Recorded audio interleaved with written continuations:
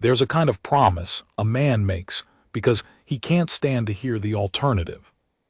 My mother asked me for one while she was dying in a house that the earth had already killed. For days she lasted. 4 days of me spooning water past her teeth and lying about her color. And on the last one, when her voice had gone down to something you had to lean in for, she took my wrist. She still had that grip, God, that grip, and she said, "Isaac, promise me you'll find a good woman." I said yes, of course I said yes. You'd have said yes too. What I didn't understand, what took me 11 more years in a courthouse and a boy with a broken arm to understand, is that my mother never told me what she meant by good. She left me to figure that part out. And when I finally figured it, it cost me every friend I had in Cochise County, and it was still the cheapest thing I ever bought. This is that story. It starts with the ground opening up. It ends with a letter I still haven't answered. Promise me you'll find a good woman. The earth took my mother's house away from her at about 2 in the afternoon on the 3rd of May, 1887, and it did it so fast that she never got to be afraid of it. I've thought about that a lot since. It's the only mercy in the whole business, and I've squeezed it dry. I was out at the north fence when it came. 11 posts from the corner, I know because I count them, I've always counted them. It's a habit my mother put in me when I was 6 and couldn't sit still through a sermon. Count something, Isaac. Count the nails in the pew if you have to. So I count. Fence posts, cattle, the seconds between a horse's breaths, the steps from the barn to the porch. 94 steps, if you're wondering. It was 94 steps before that day, and it was 94 steps after, which struck me at the time as an obscenity. 11 posts from the corner, with a staple in my mouth and the hammer coming down, and the ground made a sound. That's the part nobody believes. Everybody figures an earthquake is a shaking. It isn't. First it's a sound low underneath you, like a freight wagon going over a bridge somewhere in the next county, except the next county is under your boots. My mare Juniper went down on her front knees. Just folded, the way a horse does when its legs stop being an idea it believes in. And I went down too, and I remember the staple falling out of my mouth into the dust and me thinking, with perfect stupidity, well, I'll never find that. Then the shaking. The dragoons came apart. That's not a figure of speech. I looked east and the whole ridgeline was smoking, rocks sliding off the faces of those mountains in gray plumes that hung there afterward like something burning. The cottonwoods down in the wash were whipping around with no wind on them at all. And the earth went on rolling under me. Not sharp, not violent, just unreliable, which is worse. And it lasted long enough for me to get to my feet twice and be put back down twice. When it stopped, the quiet was the loudest thing I ever heard. Then I looked south, toward the house, and there wasn't one. I have never run like that. I'd like to tell you I got on Juniper and rode, because that would make sense, but I didn't. I ran. 94 steps is nothing. It's the distance from the barn to the porch. It was a mile and a half from that fence corner, and I ran the whole thing in my boots with the hammer still in my hand, and I got there with my lungs full of blood taste and my legs shaking worse than the ground had. The house was adobe. My father laid it up himself in 1871 out of mud. He mixed with his own hands in a pit behind where the corral is now, and he was proud of it, and it stood 16 years and killed my mother. Adobe is a good building, cool in summer. Warm at night. Keeps out the wind, keeps out the noise, keeps in whatever you've got. But adobe doesn't bend. It just decides all at once that it's dirt again. The whole west wall had lain over sideways into the parlor. The roof, vigas, the big pine beams my father hauled from the Chiricahuas, the roof had come down on the north end where her bed was. There was a hand. I want to be careful here, because I've told this to maybe 4 people in my life, and 2 of them got a version with the hand left out. There was a hand sticking out from under it, and it was moving. I dug with the hammer, then with a shovel that I found under the collapsed part of the ramada, then with my hands when I got to the part where a shovel would have taken her arm off. I was talking the entire time. I know that because my voice was gone for 2 days after. I don't remember a word of it. Solano told me later that I was reciting the fence line, north corner, 11 posts, gate, 40 posts to the wash, over and over, counting, and I believe him, because that's what I do. Vern got there first. Vern Kittredge, 61 years old, worked for my father before he worked for me, had a bad hip and a worse opinion of everybody. He came at a dead gallop from the tank and he didn't say one word. He just got down and started pulling adobe. Solano came 10 minutes behind him with a mule and a chain, and we got the chain around the Vega and the mule wouldn't pull, kept shying. And Solano stood in front of that mule with his hat off and his forehead against its forehead and talked to it in Spanish so soft I couldn't hear it. And then it pulled.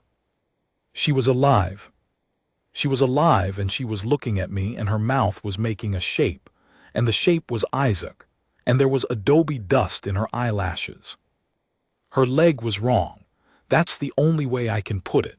From the knee down it went a direction that a leg does not go. And there was a lot of blood in the dirt, and I didn't know then how much a person is supposed to have. Wilcox was 30 miles. The doctor at Wilcox was a man named Sowell who drank, and even if he hadn't drunk, 30 miles is 30 miles. And I did the arithmetic in my head while I was kneeling there with my mother's blood soaking through my knees. And the arithmetic said 60 miles round trip. And I could not leave her, and Vern couldn't ride that far any more, and Solano didn't know the country north of the tank. Vern said, "Ike." I said, "I know." "Ike." "I know, Vern." And that's when the boy came up out of the wash. He was maybe 9, maybe 10, skinny in that way that isn't hunger, it's just being 9. He was carrying a burden basket on his back with a strap across his forehead, and it was full of green mescal crowns, and he stopped at the edge of what used to be my mother's kitchen garden and looked at the house, and then at us, and then at the woman in the dirt with her leg going the wrong way. And then he turned around and yelled something down the wash, and a woman came up. Her name was Naste. I didn't learn it that day. That day she was just, and I'm putting this down exactly as it sat in my head at the time, because I'm not going to clean myself up for you. That day, she was just an Apache woman on my place. I want you to understand what that meant in the Sulphur Springs Valley in May of 1887. Geronimo had come in the September before. The whole country had spent 5 years sleeping with a rifle in the bed. There were men in Wilcox who'd buried a brother, or said they had. And the government had taken every Chiricahua in the territory. Every last one, the fighters and the babies and the scouts, the men who'd hunted Geronimo for the army, who'd worn the army's coat and taken the army's money and put them on a train to Florida in cattle cars. That's not a rumor. That's a thing that happened, and everybody knew it, and everybody found it convenient. So there were not supposed to be Apache in that valley. She came up out of the wash with a knife in her hand. I got my hand on the shovel. She looked at the shovel, then she looked at me. She had a face that gave you nothing, not fear, not anger, a face like a shut door, and she was maybe 35, and she had a scar through one eyebrow that made it look like she was always about to ask you something, and she was wearing a calico camp dress that had been somebody's curtains, and she was barefoot, and there was cactus blood on her hands from the mescal. She said in English, flat as a table, "Move." I moved. I have gone over that moment 10,000 times, and I still don't know why I moved. I'd like to say it was Christian charity. It wasn't. I think it was that she said it the way my mother said things, and my body obeyed before my brain got a vote. She went down on her knees in my mother's blood, and she put her hands on the leg, and my mother screamed. And I came at her. I'm telling you exactly what I did, and Vern Kittredge, 61 years old with a bad hip, got both arms around my chest from behind and held me and said into my ear, "Isaac Mallory, you look at what she's doing." What she was doing was setting the bone. I'm not going to pretend it was miraculous. It wasn't. My mother had a compound fracture of the tibia, and she was 58 years old, and she'd been crushed under a pine beam for the better part of an hour, and there was no version of that afternoon where she got up and walked again. Nastê knew it. I think Nastê knew it inside of about 4 seconds and did it anyway. She put the bone back where it belonged. She sent the boy for water, and he ran like a rabbit. She took her knife, that knife, the one I'd been ready to die over, and she cut strips off the bottom of her own dress, and she went off toward the wash and came back with an armload of something gray-green and bitter-smelling that she chewed with her own teeth, and packed into the wound. Vern said OSHA maybe, or creosote. You know what it is. I know it ain't nothing worse'n what So'eld do, Vern spat. So'eld cut it off with a saw he keeps in the same bag as his lunch. She splinted the leg with 2 pieces of my father's roof. Then she sat back on her heels and looked at my mother's face for a long time. And my mother, and I don't know how, I do not know how, my mother opened her eyes and looked back and said, clear as a bell, "Thank you." And Nastê said, "NNH, just that, a sound," and got up and went and stood over by the ruined Ramada with her arms folded, and did not come any closer for 4 days. We got her into the barn. That's where my mother spent the last 4 days of her life, on a bed of clean hay with a wagon sheet under her, and the smell of horse and leather and mesquite smoke, and the light coming through the boards in stripes, and I have never since been able to walk into a barn without my chest doing something complicated. She wouldn't have minded, that's the thing. Ada Mallory came out to this country in a wagon in 1868 with a husband and a hope chest and 1 book, and buried 2 children before she got a live one, and she'd have told you a barn was a fine place, that a barn was better than a lot of what she'd had. The first night she was mostly out of her head, talking to my father, talking to my sister Ruth, who died at 11 months in 1866 in Missouri, and whose name I only ever heard my mother say twice in my whole life, and one of those times was that night.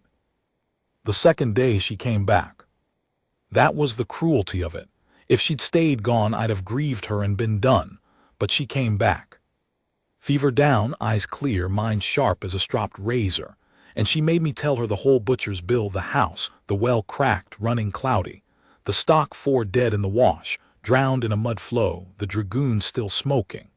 She asked about the neighbors. She asked about the Mexican families down at the springs and made me send Solano to ride down and see, which I did not want to do and which was the right thing and which is why she made me do it.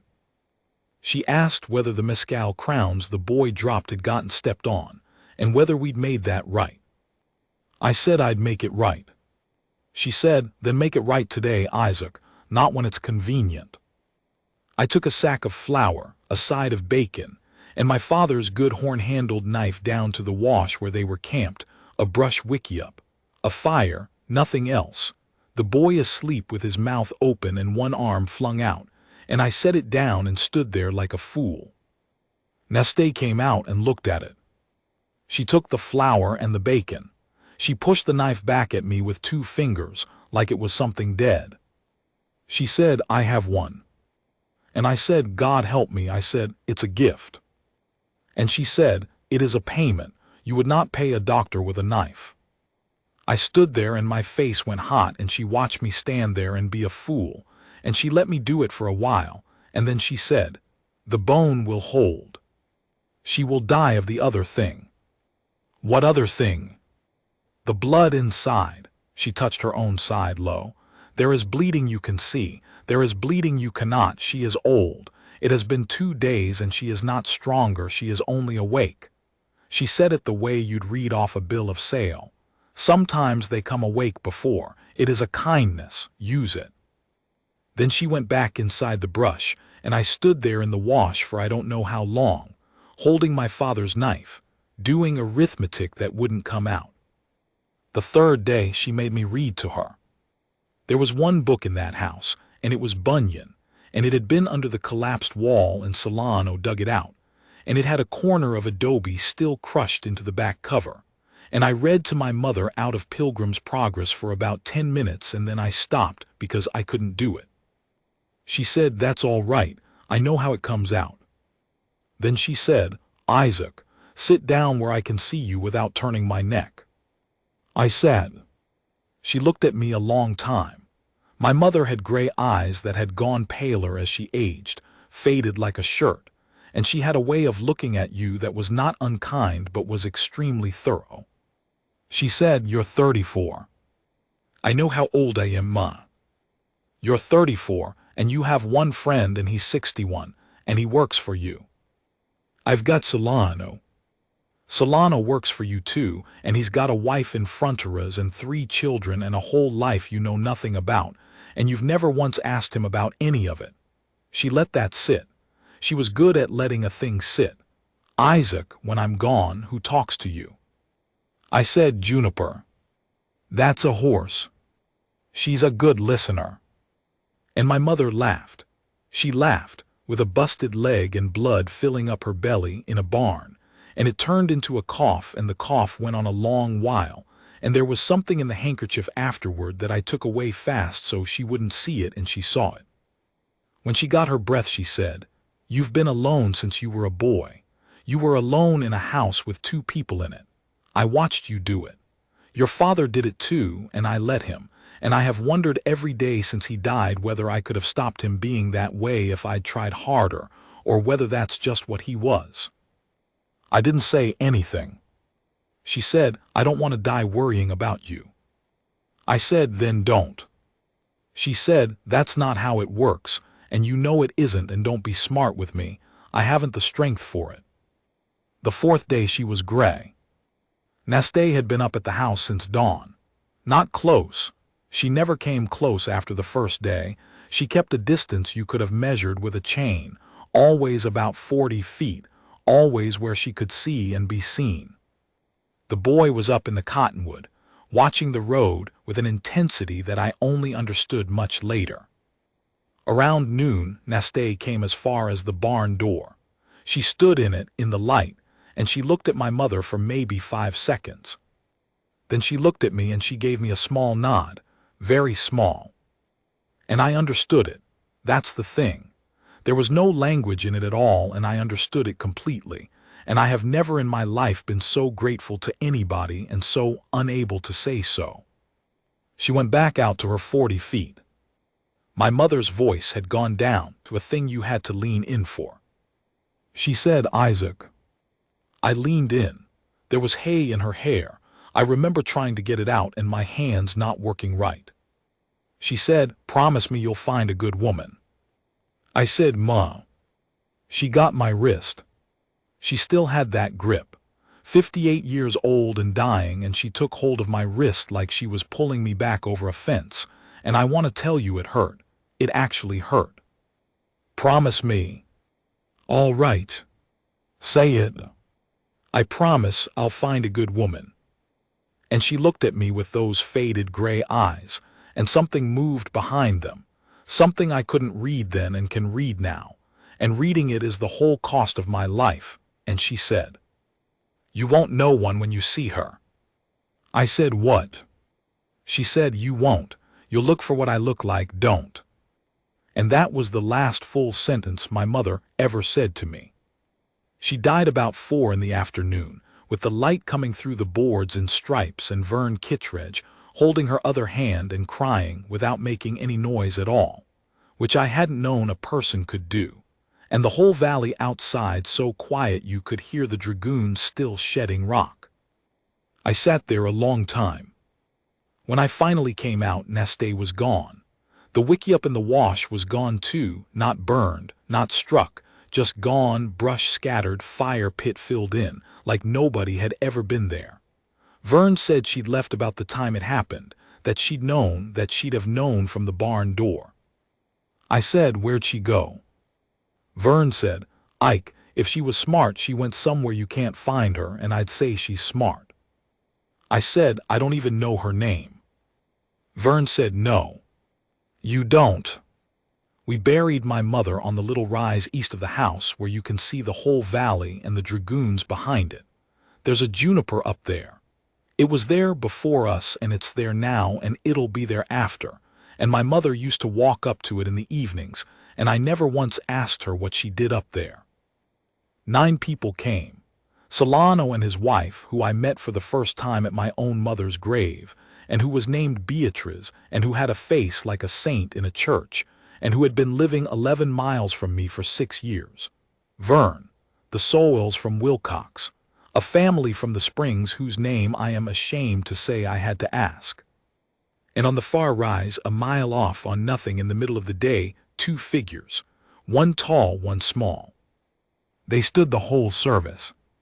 When it was done and everybody was going down to the wagons, I looked up and they were gone. Vern saw me looking. He didn't say anything for a while. Then he took out his pipe and packed it with his thumb and said, in that flat old voice of his, "Her name's Naste." I turned around so fast I nearly went over. "You know her?" "I know of her." He got the pipe lit, took his time.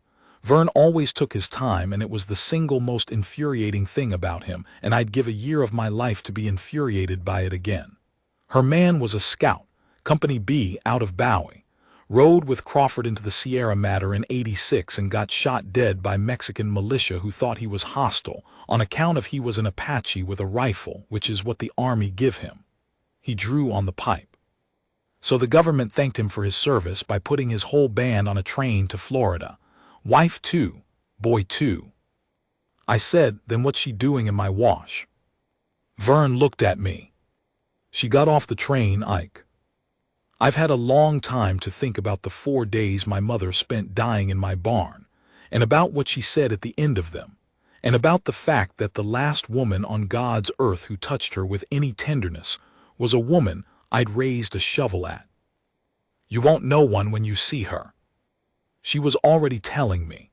She was lying there with her belly full of blood telling me the answer to the riddle, and I sat there holding her hand and heard nothing, because I was 34 years old and I had one friend and he was 61 and he worked for me. It took 11 years. It took a courthouse in Tombstone and a boy with a broken arm and a man named Halloran who I'd known since I was 12, and I'll get to all of it. But that night, that first night, the night we buried her, I did the only thing I knew how to do. I walked out to the north fence in the dark. And I counted the posts. 11 from the corner, there was a hole where a staple ought to be, and I got down on my knees in the dust and I looked for it, and I looked for it, and I looked for it, and promise me you'll find a good woman. There were 6 of them standing around the fire when I came over the lip of the wash, and one of them was on his knees with his hands behind his head, and the meat on the coals still had my brand on the hide. 11 years, and that's how it came back to me. A boy on his knees in the sand, and Pat Halloran holding a Winchester on him, and the smell of my own beef cooking. I want to do this in order, because if I don't do it in order it comes out as an excuse, and I've spent a lot of nights making sure it doesn't come out as an excuse. So backward first, then forward. I kept the promise. That's the part nobody believes either. I kept it the way you keep a chore.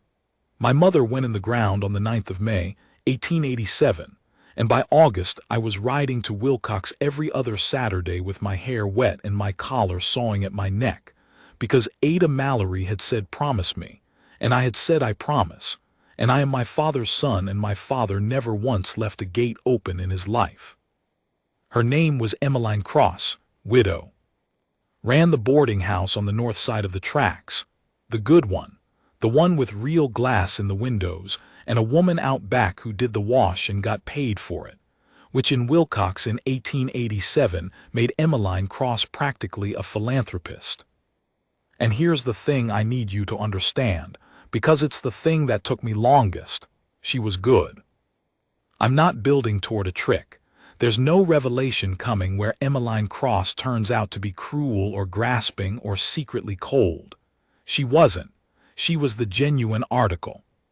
She was 41, and she had forearms like a blacksmith from 20 years of hauling wet sheets, and she laughed at things that were actually funny instead of at things that were merely said, and she once threw a drummer out of her dining room by the elbow for saying something ugly about a Chinese man who wasn't even in the room to hear it. She was decent all the way down to the bottom, the way a good rope is good rope all the way through. She had gray eyes that had faded pale. She had a way of looking at you that was not unkind, but was extremely thorough. She reminded me of my mother is what I'm saying, and I wanted on the record that I knew that at the time. I wasn't a fool. I was worse than a fool. A fool doesn't know.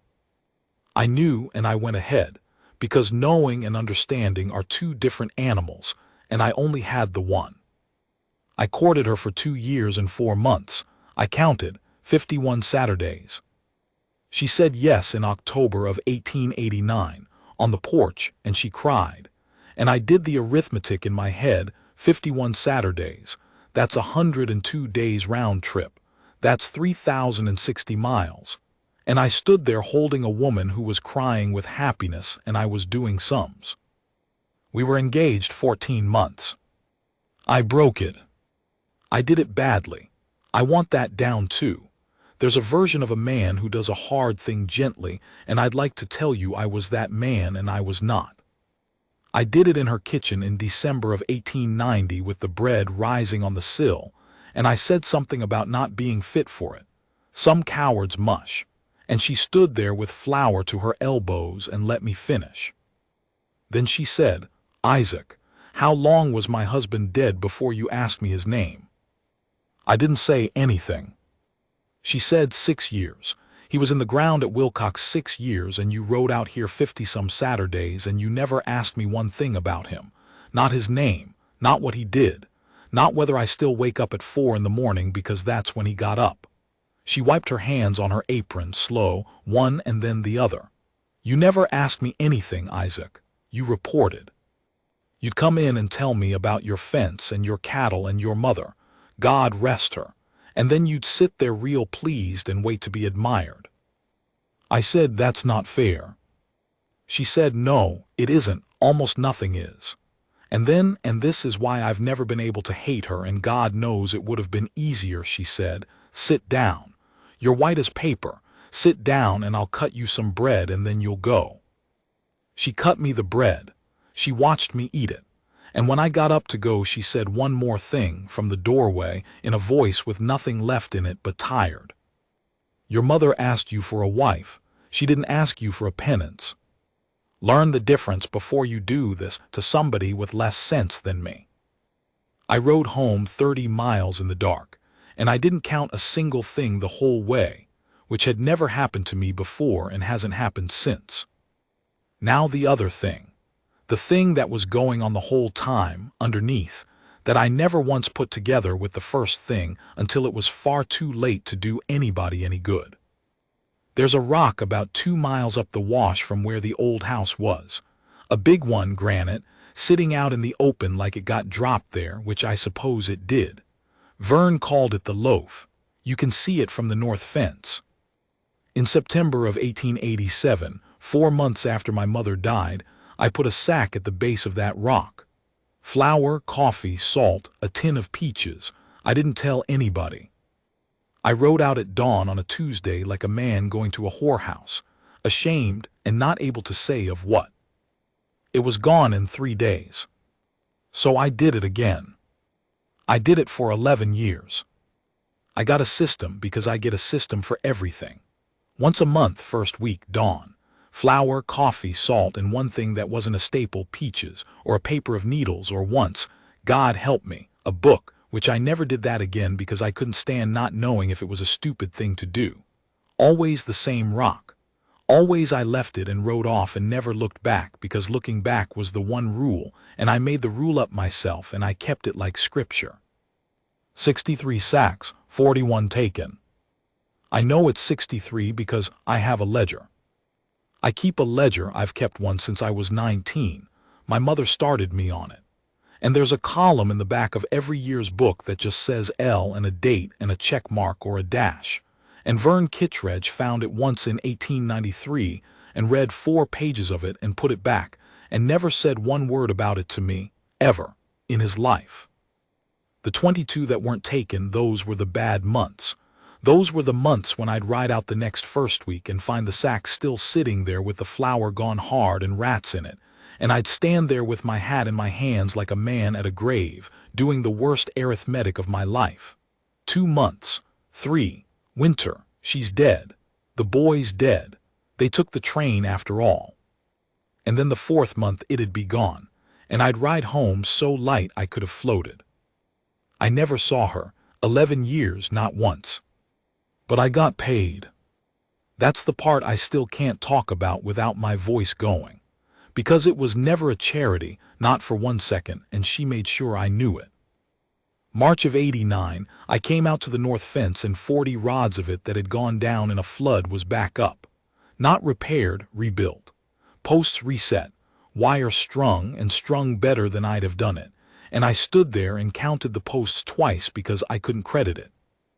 October of '91, there was a mule deer hanging in my barn, gutted, cooled, hung right. Nobody saw a thing. Vern about had a stroke. Every spring, mescal crowns, roasted, left on the tailgate of the wagon. Sweet as anything you ever ate in your life. And the first year I didn't know what to do with them, and Beatrice Solano showed me, and stood in my kitchen and cried a little, and said her grandmother made them that way in Sonora before, and I asked her before what, and she said before, and that was all. 63 sacks, 41 taken, every single one paid back with interest, by a woman living in the rocks of the Dragoons with a child, hunted, illegal on nothing, who would not take one thing for free from a man who had raised a shovel at her. I never left a note. What would I have said? 34, then 38, then 42 years old, and I couldn't have written down one honest sentence. I got to know Solano. That's the other thing that came out of it, and it's a whole life, and I'll compress it.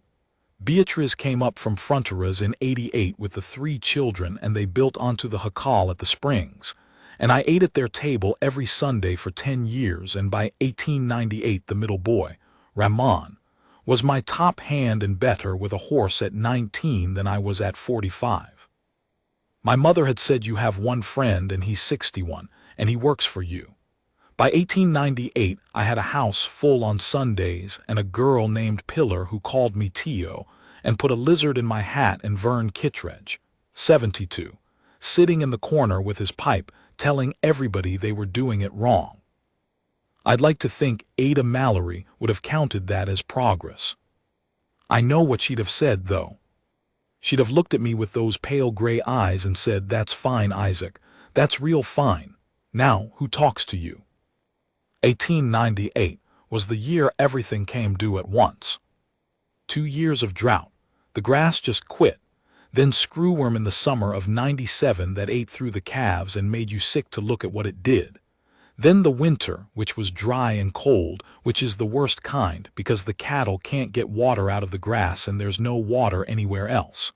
I lost 410 head between September and April. I know the number. I know exactly the number.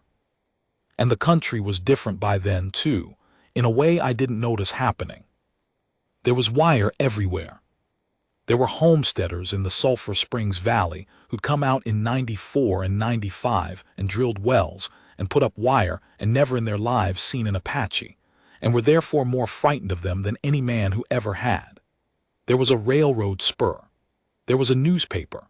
And every spring some tenderfoot would find a track in the Dragoons, and the Wilcox Range News would run a piece about the renegades in the mountains, and everybody would clean their rifles and feel good. The thing is, there were people in the Dragoons, not renegades, just left over, off the train or never on it or come back up out of the Sierra Madre because they couldn't stand it down there either. A dozen maybe fewer. Living in the rocks in 1898 like it was still 1875, with the whole modern world humming past them on rails 11 miles off. And I knew that, and I said nothing for 11 years to anybody, and that was fine right up until it wasn't. Pat Halloran had 2 sections east of me, and I'd known him since I was 12 years old. I want to be fair to him, and it's hard. Pat taught me to shoe a horse. Pat sat up with me the whole night after my father died in 1884 and didn't say 4 words, just sat, which was exactly right. Pat Halloran was at my mother's funeral and cried, and he brought a ham, and he was the first man there and the last man to leave. Pat Halloran's brother Tom was killed in Doubtful Canyon in April of 1882 when the Loco Band came through. And Pat was 24 and he helped carry him, and there wasn't much to carry. Both of those things are true.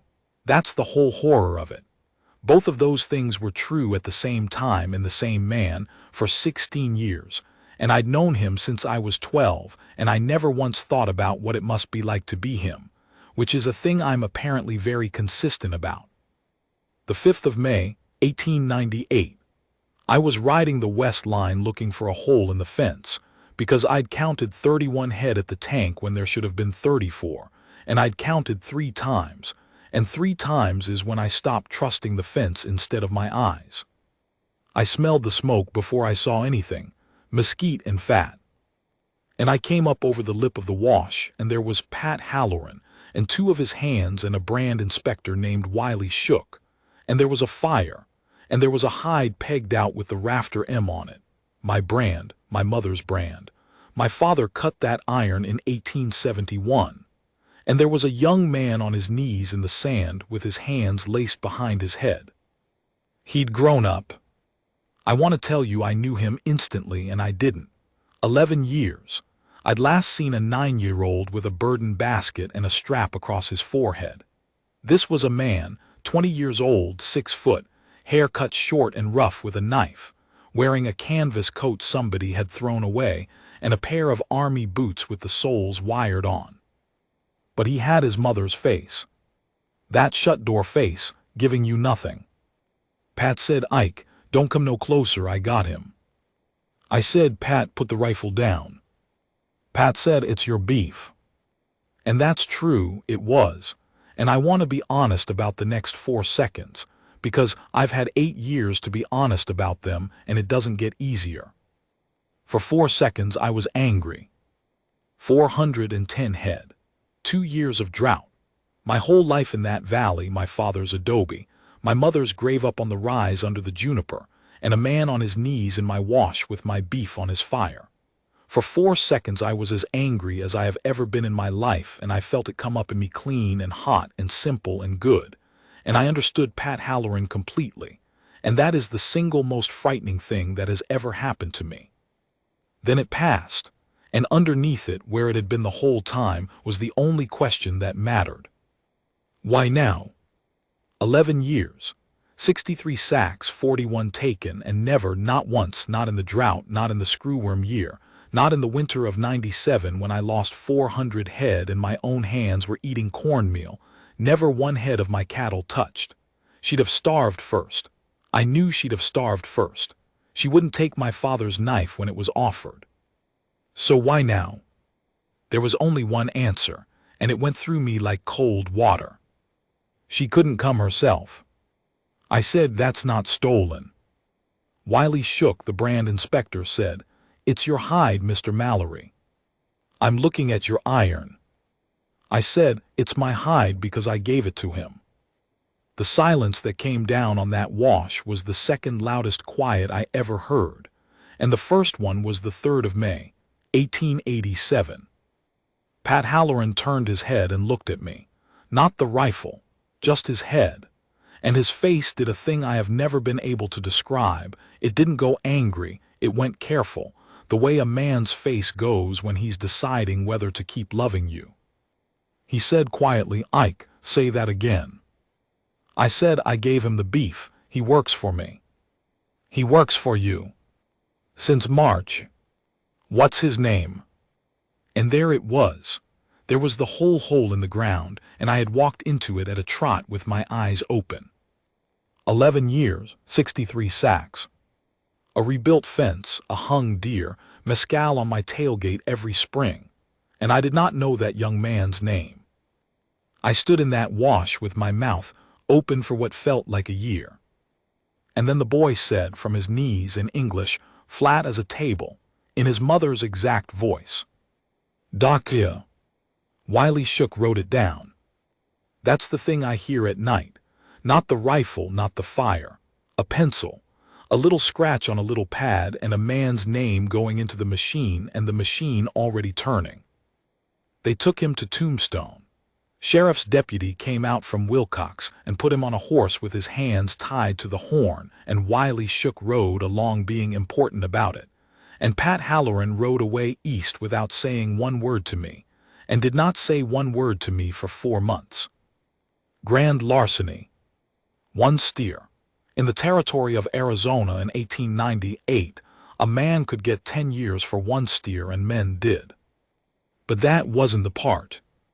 The part came the next morning, in the little brick jail on Toughnut Street, when I paid $1 to sit outside the bars for 20 minutes. He wouldn't look at me. He sat on the bunk with his forearms on his knees, and there was a bandage on his left arm where they'd wrenched it getting him on the horse, wrapped bad, and I said something about getting a doctor and he didn't answer. I said, "Is she alive?" He looked up. That was all it took.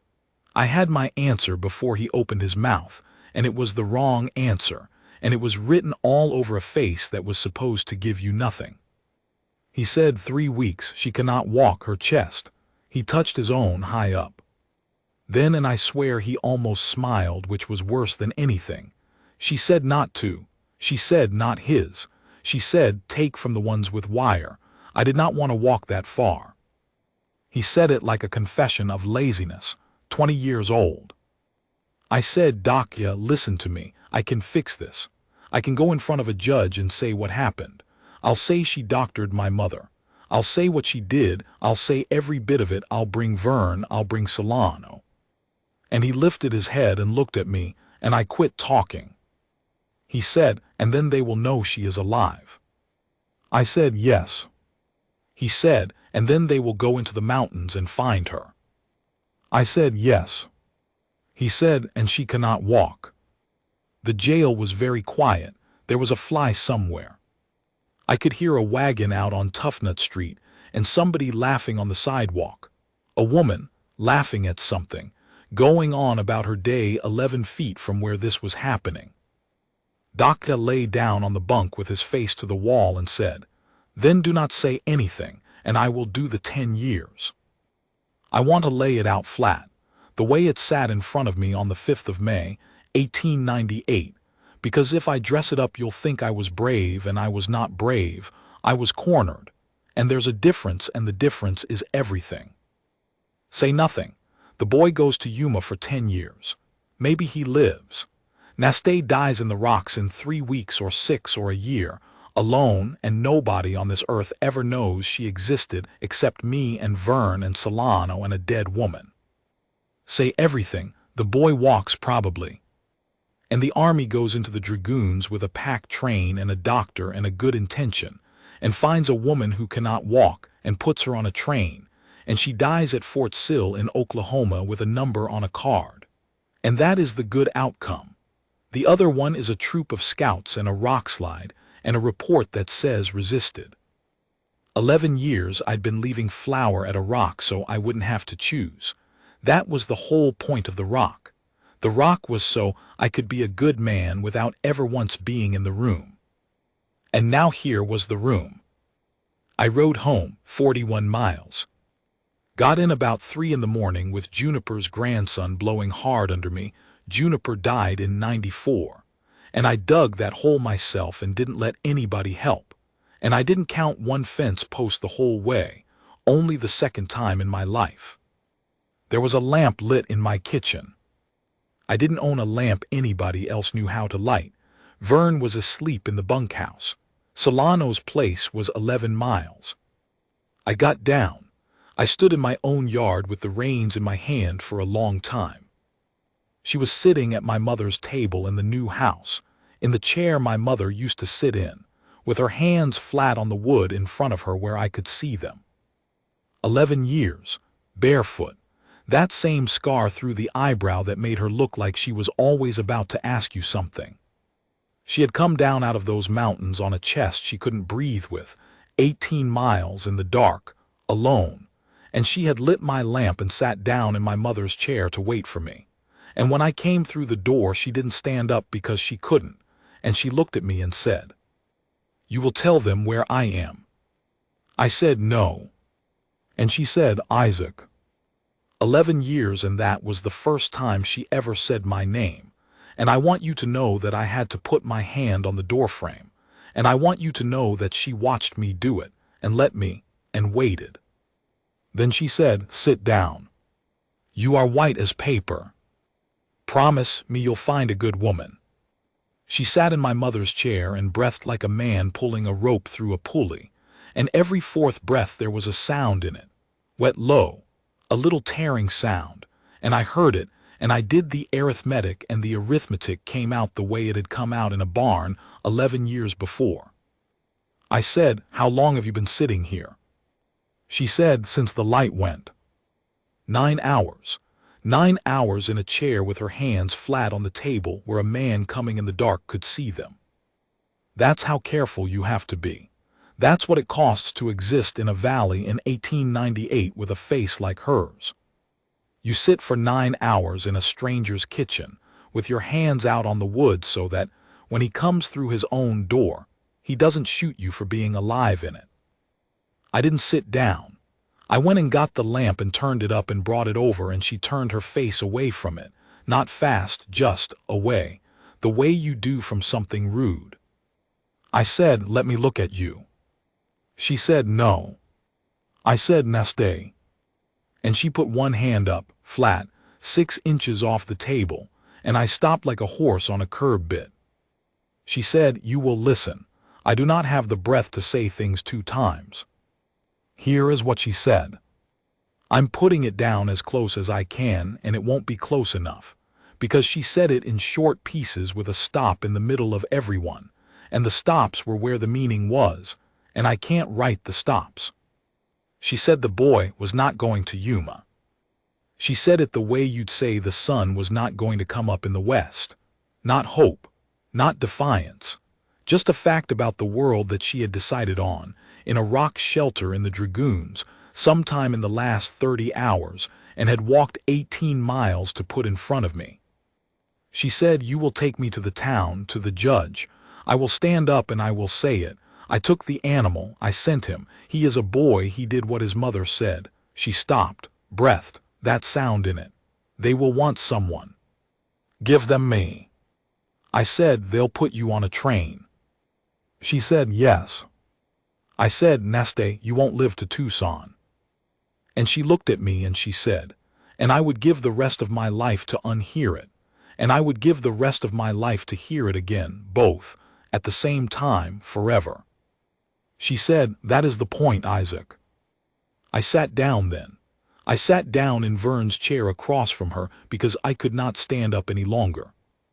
She said, "You do not understand it. Listen. If I die in the rocks, he stays in the rocks. He is 20. He will be 40 in the rocks. He will be 60 in the rocks, and there will be nobody, and he will not know one word to say to a woman, and he will die up there like a coyote, and no one will say his name." Her hands were still flat on the table. She hadn't moved them the whole time, 9 hours. She said, "If I go in the train, he is free. He is only a boy who did what his mother said. They will not want him, they want the last one." She stopped a long time on that. "Let me be the last one, then he is nothing. Then he can be nothing and live." I said, "That's not." She said, "It is the only good thing left that I own. I have been in the room with 2 women while they made up their minds to die, and both of them made it about me. And I have never once been able to decide whether that's the highest thing a person can do or the cruelest. And I've had 8 years. We argued until dawn. That's not the right word. She had about 40 words of breath, and she spent every one of them, and I burned 1,000 and got nowhere. And around 4 in the morning I heard myself saying, "I'll hide you. I'll build you a room. Nobody comes out here," and she let me get all the way to the end of it. The whole plan, the false wall, the whole boy's fort of it. And when I ran out, she said, "In my mother's country, there was a woman who lived in a white man's cellar for 2 years. I said, "See." She said, "She hanged herself with the rope from the trapdoor." And she looked at me over that lamp with those 11 years in her face, and she said, "I am not a horse you are keeping, Isaac. I am a person. I have decided." At first light, Vern came in from the bunkhouse in his union suit with a rifle, because there was a lamp lit and he'd been my father's man for 27 years, and he came through the door and stopped. 72 years old, bad hip, standing in a doorway in his underwear with a Winchester. He looked at her for a good 5 seconds. Then he leaned the rifle in the corner and said, "Ma'am." And Nastay said, "NNH." And Vern Kittredge. I watched this happen. Vern Kittredge's whole face came apart for about half a second and then went back together. And he said, "I'll put coffee on," and turned around and went to the stove and stood there with his back to us for a lot longer than it takes to put coffee on. The Cochise County Courthouse in Tombstone is red brick with a white cupola, and they'd finished it in '82 and they were proud of it. It has a good staircase. There's a hall on the second floor that smells like varnish and cigars, and I can smell it right now, writing this. We got there on the 11th of May. I had Beatrice Solano in the wagon with a mattress on the boards and Nastay on the mattress under a wagon sheet, and Beatrice held her head over the rough ground with both hands for 41 miles, and never said a word about it, and afterward went to church for a week straight, and I never asked her what for. The room was full. That's the thing I hadn't reckoned on. The Range News had run the piece, "Renegade Taken." 11 years since Geronimo, and the valley was full of people who'd come out in '95 and bought a lie and were thrilled to finally have the thing they'd been frightened of standing in a room where they could look at it. There were women in hats. Somebody had brought a child. They carried her in on the mattress. 2 men from the sheriff's office, and they weren't rough about it, and one of them was maybe 22 and had a face on him like a boy at his first hanging. And she made them stop and put her down, and she got up. She got up. I want to tell you how long it took. It took about 40 seconds, and the whole room went so quiet you could hear her breathing, that sound, that little tearing sound, 40 times. She got a hand on the rail. She got a knee under her. She stood there swaying with her hand on the rail of the dock in a calico dress that Beatrice had washed and pressed at 4 o'clock that morning, and she looked at the judge, and she said in English, flat as a table. I took it he did not. I'm going to leave out the law. It went the way law goes. There was a prosecutor named Crenshaw who was 29 and had a career in front of him and could smell it. And he stood up and made a speech about the last renegade in the Dragoons, and I watched a room full of my neighbors love it. I testified. I said what happened in 1887, all of it. The house, the beam, the leg, the 4 days, the boy running for water. I said she chewed the medicine with her own teeth.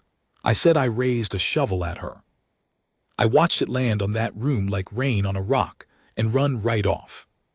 Because they'd already decided, see. They'd decided in 1882 and 1886 and every year since, and I was a rancher who'd lost 400 head and gone soft, and Crenshaw stood up and said something about how the territory would not have its property law administered by sentiment, and got a laugh, and I sat there in a hard chair and understood that I had lost, and that I'd lost about 15 years ago, and that I just hadn't been told. And then Pat Halloran stood up. He hadn't spoken to me in 6 days. He was sitting 3 rows back with his hat on his knee, and he'd been there the whole time and I hadn't known. He stood up right in the middle of Crenshaw's business and said, "Your Honor, can a man say something?" The judge said this wasn't the place, and Pat said he knew it wasn't, and then he said it anyway, and nobody stopped him, because he was Pat Halloran and his brother was Tom Halloran, and everybody in that room knew what happened in Doubtful Canyon in April of 1882. He turned around and he talked to the room. He said, "My brother Tom was killed by Apache when he was 26 years old. I carried him. Some of you helped me." Nobody moved. He said, "I have hated that woman's people for 16 years. I want that understood. I'm not gonna stand up here and say I've quit. I don't know that I have." He was turning his hat around by the brim, around and around. Said, "But Ike Mallory's been feeding somebody up on that rock for 11 years and he thought I didn't know it, and I did know it, and I never said nothing, and I've been trying to work out for 6 days why I never said nothing." He got to the end of the hat and started over. "And the best I can figure it is, my brother's dead. And that woman doctored Ada Mallory in a barn. And them is 2 different facts, and I've been trying to make 'em one fact for 16 years and it don't work. It don't go, I've wore myself out on it." The room made a sound, not a good one. Pat said, "That's all. I just wanted it said out loud one time by somebody that's got a right to say it."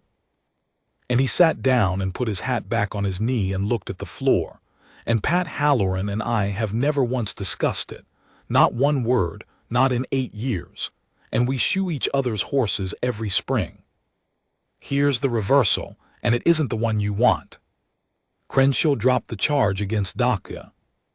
He did it right there in the room on the spot, and everybody thought he'd gone Christian, and he hadn't. He'd counted. He had a woman on a mattress who'd confessed in open court, and a boy nobody could pin anything on, and a room that was loving him, and he traded the boy for the woman without a flicker, because the boy was worth nothing to his career, and she was worth everything. She got what she came for. She stood in that dock and gave them the only thing she owned, and they took it, and she turned her head. She had to hold the rail with both hands to do it, and she found Dacia in that room, and she looked at him. And he stood up. 20 years old, arm in a bad splint, in a dead man's canvas coat, in a room full of 200 people who wanted him not to exist, and he stood up so his mother could see him standing. That's the last thing they ever did in the same room. They didn't send her to Fort Sill. They didn't send her anywhere in the end, because the territory of Arizona and the United States Army spent 4 weeks writing letters to each other about who she was. And while they were writing the letters, she was in the Tombstone Jail on Toughnut Street, in a cell, in June, with the heat coming off that brick like a stove. I paid $1 a day and sat outside the bars, every day, 31 days. Beatriz came twice a week with real food. Vern came once and stood there and couldn't do it and went outside and sat on the step for an hour and then went home. We talked more in those 31 days than in the 11 years. I asked her about her husband. I made myself do it. I said, "Tell me his name," and she looked at me a long while, and then she told me, and I'm not going to put it here because it's the one thing she gave me that was only mine. She told me about the train. She got off it in the Chiricahuas, on a grade at night, with a boy under her arm.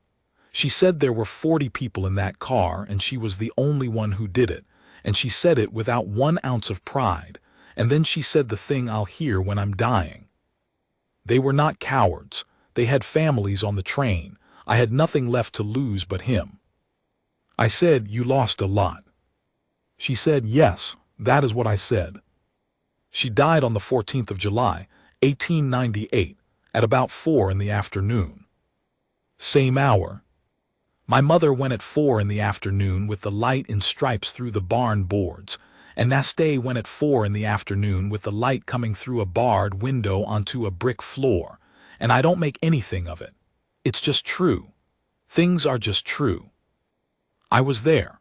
They let me in the cell at the end because the deputy was the 22-year-old with the boy's face, and he unlocked it and went and stood down the hall and stared at a wall. She was past talking by then, but she got my wrist. She still had that grip. 46 years old and dying in a jail, and she took hold of my wrist like she was pulling me back over a fence, and it hurt. It actually hurt, and I sat there and let it. And I understood, 11 years and 2 months too late. I understood exactly what my mother had been telling me in a barn in 1887. You won't know one when you see her. You'll look for what I look like, don't. She'd been 40 feet away, standing in the barn door with the light behind her. My mother saw her. My mother, with her belly full of blood, saw the woman who chewed medicine for her with her own teeth, and looked at her son who couldn't see a thing that wasn't shaped like an account book, and spent one of her last breaths trying to tell him. And I sat there and heard "find a wife." I'm not going to pretend it was that. I want to be careful here at the end. I don't know what it was. I know I never touched her hand in 11 years except twice, and both times she was dying or I was. I know I don't have a word for it, and I've looked. Every word I've got is either too small or belongs to something else. My mother asked me to find a good woman. I found one in 1887 in a wash with a knife in her hand, and I raised a shovel at her. And then I spent 11 years leaving flour at a rock, so I'd never have to stand in the room. And when I finally stood in the room, it was a courthouse, and I lost. That's the whole account. That's the ledger. Daka stayed 11 weeks. He worked, God, he worked. He'd hang a gate better than any man I ever hired, and he wouldn't sleep in the bunkhouse, and he wouldn't sleep in the house, and he slept out by the corral with his back against a post. And Vern said leave him be, and I left him be. Ramon Solano taught him to rope. That's a thing I got to watch, and it's one of the 4 or 5 things in my life I'd keep. 2 young men in a corral in September of 1898 laughing at each other in 3 languages. He left in October. No fight, nothing ugly. He came in at first light with his blanket rolled and said, "I am going to Oklahoma." I said, "There's people there." He said, "That is why." I gave him a horse and $40 and my father's horn-handled knife, and he looked at the knife a long time. Then he took it. He said, "It is payment." I said, "For what?" And he said, "You will think of something," and got on the horse, and I stood in my yard and watched him ride north until the dust quit, and I did not count anything, and it was the 3rd time in my life. The letter came in April. Fort Sill, Oklahoma, 8 years. It's on the table right now with the lamp on it and the corners gone soft from being handled. It's 4 lines. He learned to write. Somebody taught him out there, and he's got a hand like a schoolboy's, big, careful letters, and it must have taken him an hour. He says he is married. He says her name, and I say it out loud sometimes for no reason. He says there is a daughter born in the winter, and that she is fat and loud, and I can hear him saying it. I can hear that flat tabletop voice trying to hold a joke. And the last line says, "My wife asks what my mother was like. I do not have the words. You were there. Write me what she was like." I'm 52 years old.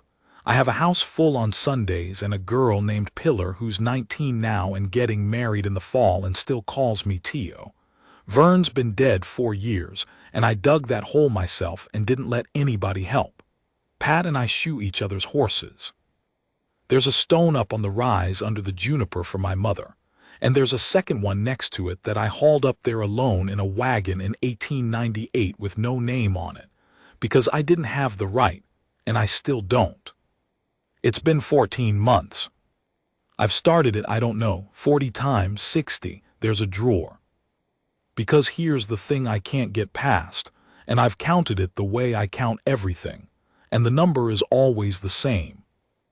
11 years, 63 sacks, 41 taken. And I never once looked back. That was the rule. I made it myself. Ride out, set it down, don't look back, and I told myself it was respect. I told myself it was giving her her dignity, and I have been sitting in this chair for 14 months with a pen in my hand, finally understanding that it was so I would never have to see her face and find out what I was. He wants to know what she was like. Son, I don't know, that's the honest ledger. I fed her for 11 years, and I don't know one thing about her that she didn't hand me through the bars of a cell in the last 31 days of her life. And the only reason I know those things is that she couldn't get away from me. But I'm going to write it anyway. I'm going to write it tonight, and I'm going to say she stood up. I'm going to say a room of 200 people wanted her gone, and she got a hand on that rail and put a knee under her, and it took 40 seconds, and I counted everyone, and she stood up so that you could go be nothing and live. And I'll say that your grandmother, because that's what she was, that's what I'm going to call her, The woman had a right to it, and nobody living can tell me different. I'll say that Ada Mallory saw her from a barn floor in about 4 seconds, and it took me 11 years, and